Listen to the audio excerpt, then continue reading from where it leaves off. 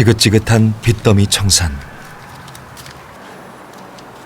매일같이 일해도 아직 먼 얘기입니다.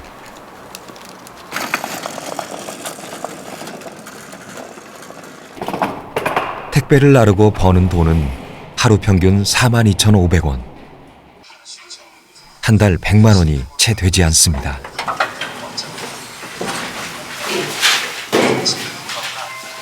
택배 왔습니다. 그래도 빚만 없다면 어떻게든 살아볼 수 있을 텐데요. 대출을 받을 조건이 안 되는데 대출을 받는 조건으로 제가 인감하고 서류 도장하고 다 줬거든요. 그걸로 제 이름으로 뭐든지 차, 아파트 그런 걸 다 해가지고 거의 빚이 3억 정도 가까웠습니다.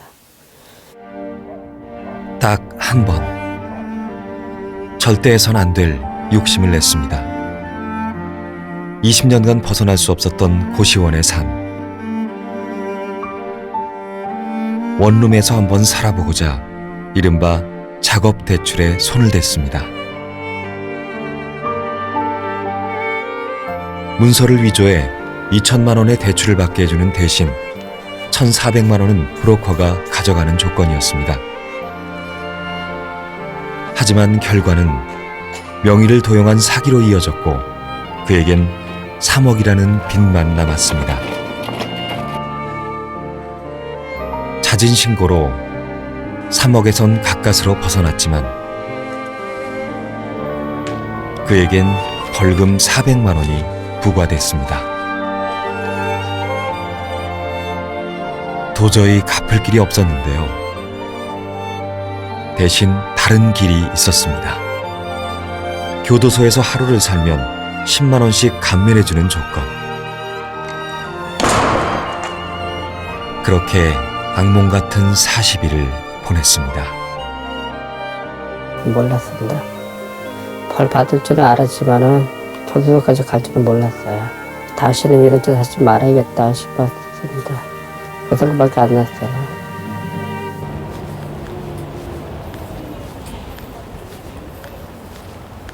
인생의 밑바닥이라는 교도소까지 다녀왔건만 그는 아직도 빚에서 벗어나지 못했습니다.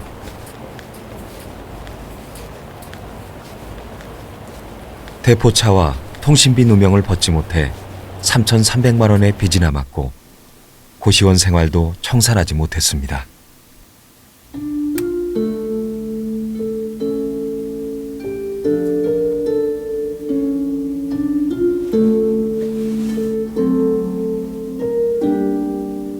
바로 지금 당장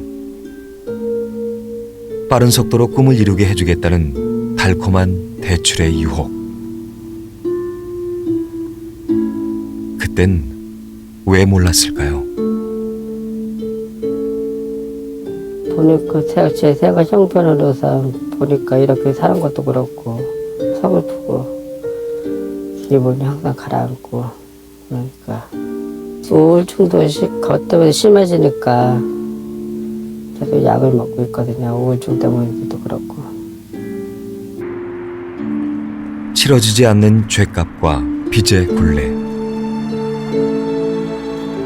하지만 세상은 즐거워 보입니다. 자살 방지위원회 저한테 그쪽에다 전화를 했습니다. 전화해서 뭐라고 말씀하셨어요? 그냥 죽고 싶다고 그 얘기만 했어요.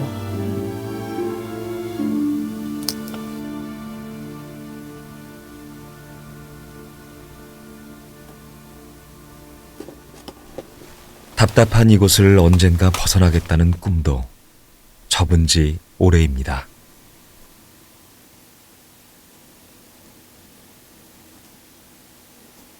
가난이라는 게 벗어날 수가 없더라고요. 솔직히 많이 서글프긴 해요. 남들 사는 거 보면은.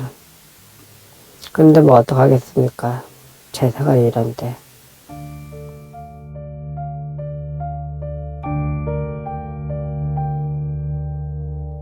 돈에 섰고 빚에 우는 사회. 갚을 수 있는 사람들이 안 갚는 건 문제지만 못 갚는 사람도 분명 있습니다. 갚아도 줄지 않는 빚. 아니, 오히려 그럴수록 더 불어나기만 하는 빚의 수렁. 한 번 빠지면 헤어나올 길이 없습니다.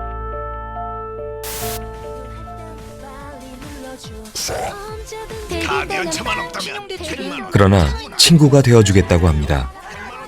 구원투수가 되어주겠다고 합니다. 하루에도 수백 번 공짜 돈은 우리를 유혹합니다. TV는 물론 휴대전화, 길거리에서조차 권하고 또 권합니다. 빌려주지 못해 오히려 안달입니다. 오늘 돈이 입금이 될 수 있나요? 입금을 해드릴 수 있고 직접 드릴 수도 있고 일단은 저희가 뭐 상담을 하셔야 돼요. 서류 소득 서류랑 본인 기본적인 필수 서류들 전부 내시면 심사를 통해서 당일 송금도 가능하세요.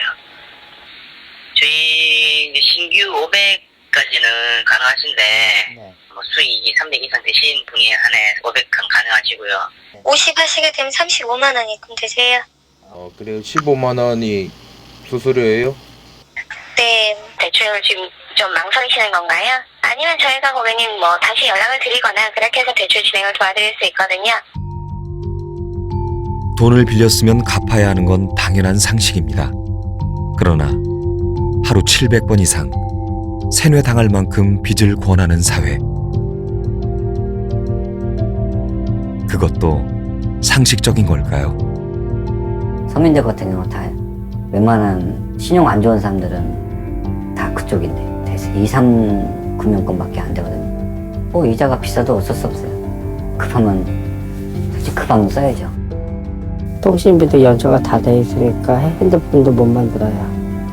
아무것도 못 해요. 인터넷도 안 돼요, 저는. 주고 싶은 생각뿐만 나고 그 돈 때문에 이렇게 얼매이게 사니까. 돈과 함께 미래를 저당 잡힌 사람들. 그것이 빚의 얼굴입니다.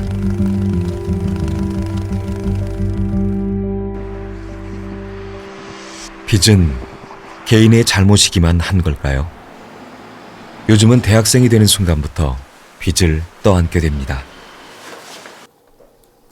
30살 대학원생 김정규 씨. 원하는 공부를 계속하기 위해 그가 택한 일은 고시원 총무입니다.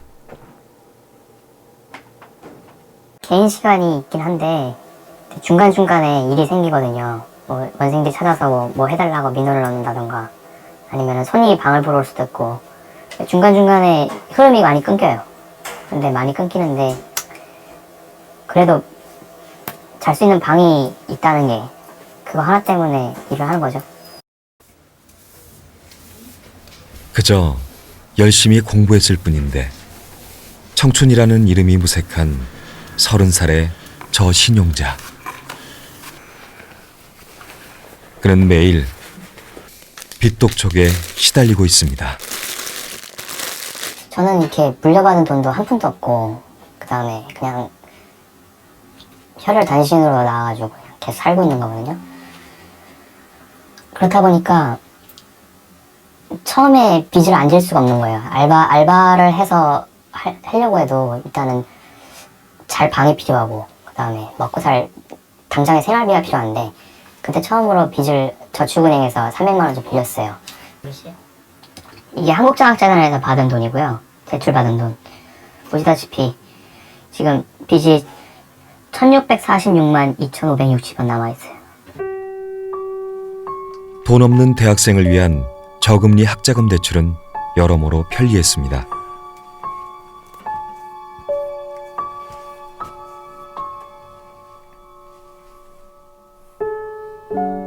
빌릴 때만 해도 대학만 졸업하면 금방 갚을 수 있을 거라 생각했습니다. 그러나 취업 기간이 늘어나면서 빚은 무섭게 쌓였습니다. 문제는 생활비였습니다. 그래가지고 성적 수석 장학금도 여러 번 받았어요. 그래서 등록금 거의 안 냈어요. 거의 안 냈는데 대학 생활하면서 제일 많이 대출 받은 게 뭐냐면 한국전학자에서 150만 원 학자 대출에서 그 생활비 대출이 따로 있단 말이에요. 그거를 받다 보니까 그게 쌓여가지고 불어난 게 2천만 원인 거예요. 빚을 내서라도 이자를 갚아야 했지만 학생에게 돈을 빌려주는 건 이자가 비싼 제2금융권뿐이었습니다.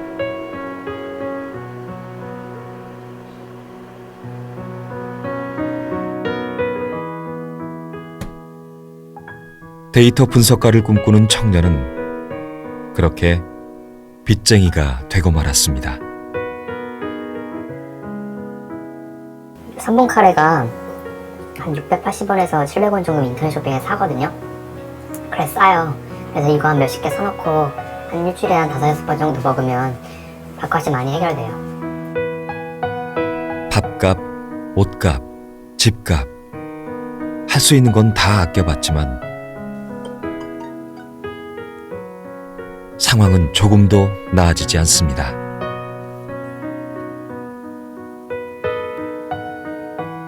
자, 이렇게 와요. 연체자 등재한다고. 며칠 미뤘을 뿐인데 이렇게 연체자 등재한다고 바로 와요. 월 90만 원의 급여로 원금은 손도 못 대고 있습니다.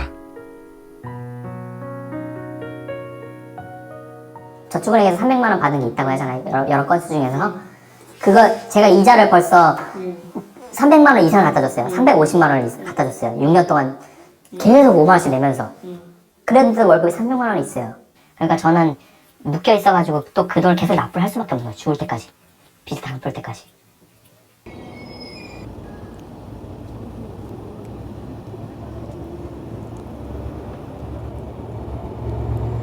매달 30만 원이 이자로 순식간에 나갑니다.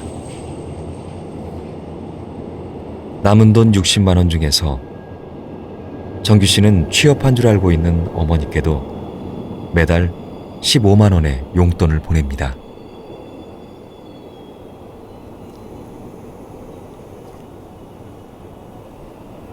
그는 언제쯤 이 빚에서 해방될 수 있을까요?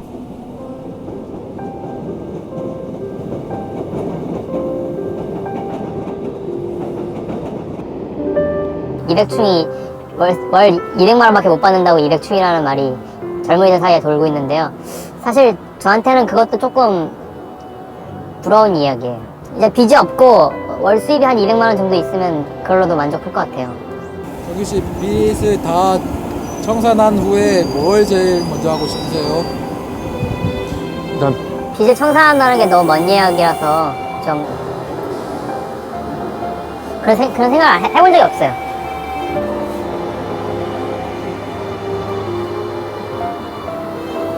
먼 이야기이긴 하지만 만약 갚는다면은 엄마한테 보내는 용돈을 조금 더 올려드리지 않을까요?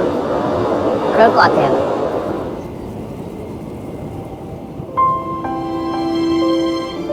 미래를 위한 투자 정도로 여겼던 20대의 빚.